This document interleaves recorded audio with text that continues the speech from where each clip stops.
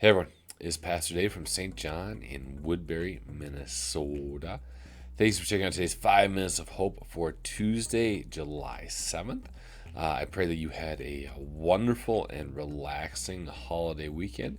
I'm pretty sure that most likely you weren't able to necessarily celebrate the 4th of July as maybe you're used to doing in the past, again, with everything going on with the pandemic.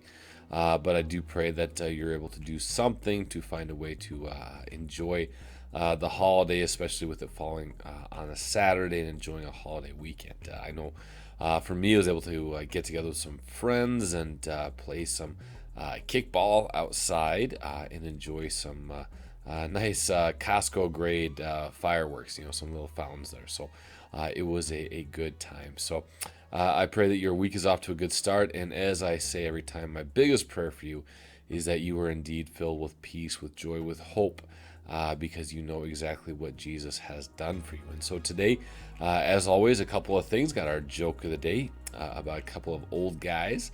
And then also, going to be taking a look at the Gospel of John and really the question of whether or not we want to be healed, as Jesus asks us. So first, our joke. And there was an 80-year-old man who was starting to lose his sight a little bit, but he loved to go golfing. But again, the problem with starting to lose his sight was that he couldn't always see where the ball landed.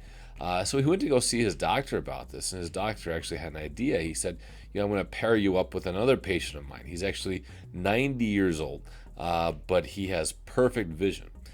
So maybe he can spot the ball when you hit it. And so the 80-year-old gentleman said, that sounds like a great idea. And so they went out golfing the next day, and the 80-year-old man swung his club, hit his driver, and smacked the ball, and right away asked the 90-year-old, hey, did you see where that landed? And the 90-year-old answered, yeah, I saw where that landed. And the 80-year-old asked him, so where did it land? And the 90-year-old said, I don't remember.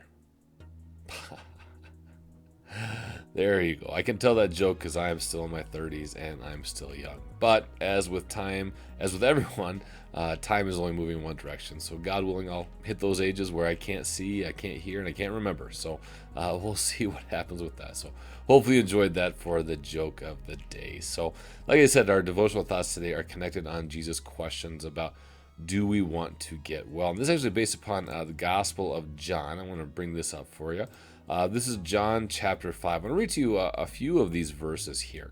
And it says, sometime later, Jesus went up to Jerusalem for one of the Jewish festivals. Now, there's a Jerusalem near the sheep gate now there is in Jerusalem near the sheep gate a pool, which in Aramaic is called Bethesda, and which is surrounded by 5 covered colonnades. Here a great number of disabled people used to lie, the blind, the lame, and the paralyzed. One who was there had been an invalid for 38 years. When Jesus saw him lying there and learned that he had been in this condition for a long time, he asked him, do you want to get well?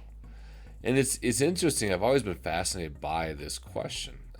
Again, the whole idea and the belief at the time was at this Bethesda pool that for those who were, again, the blind, the lame, the people who could not walk, their belief was if they could get into that pool, at Bethesda, that they could be healed, that would have healing powers to cure them of what was wrong. And so again, we have a man who had been in this condition for many years, and Jesus asked him the question, do you want to be healed? And it seems like a silly question, but for Jesus, he's asking a genuine question. Does this guy actually want to be healed? Does he want to be well? Of course, what Jesus ends up doing is healing the man, telling him to get up, take his mat, and walk. But that's a question for all of us. When we look at our lives, especially looking at the big picture, the problem of sin. But I think when we look at other problems in our life, we can honestly ask ourselves a question: do I really want to be healed? Do I really want to get better? Do I really want my life to improve? Do I want my relationships to improve? Do I want things to get better? I think sometimes we get so comfortable and complacent in what we know. Again, whatever that might look like in our lives, even if we know it's not the best, we're comfortable in our current condition, that when Jesus says, do you want to get better? Do you want to be healthier, whether it's physically, emotionally, mentally, spiritually, relationally? And sometimes we can probably answer that question and say, no, I don't know if I really do want to get better because I'm so comfortable in this condition. But that's the thing with Jesus, is when he shows up, he says, do you really want to get better? Do you want to be transformed?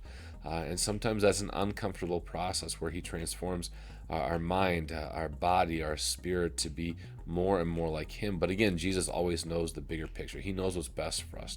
And so again, for this man at the pool, and for us as well, when Jesus comes to care for us, he makes things better for us. So may God bless you as you look at your life, as you can honestly say to Jesus, yes, I want to be better. I want to be well. I want to be healed in whatever that may look like in your life. And know that Jesus hears you, he answers you, and he will walk with you through whatever you're going through.